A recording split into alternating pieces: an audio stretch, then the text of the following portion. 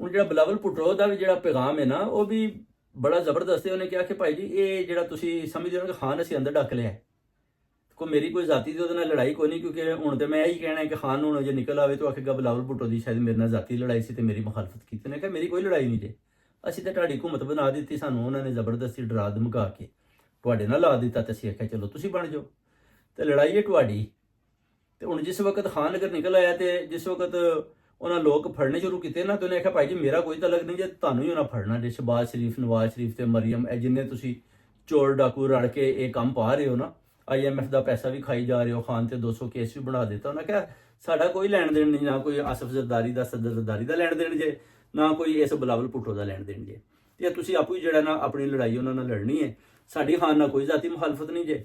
ਅਸੀਂ ਤੇ ਪਹਿਲੇ ਵੀ ਕਿਹਾ ਸੀ ਕਿ ਖਾਨ ਸਾਹਿਬ ਨੂੰ ਕਿ ਸਾਡਾ ਜਨਾਬ ਅਸੀਂ ਤੁਹਾਡੇ ਨਾਲ ਪੰਜਾ ਲੈਣ ਨੂੰ ਤਿਆਰ ਹਾਂ, ਮਗਰ ਉਹ ਖਾਨ ਨੇ ਕਿਹਾ ਕਿ ਨੱਸ ਜੋ ਦੌੜਾਂ ਲਾ ਜੋ, ਤੁਸੀਂ ਚੋਰ ਡਾਕੂ ਹੋ।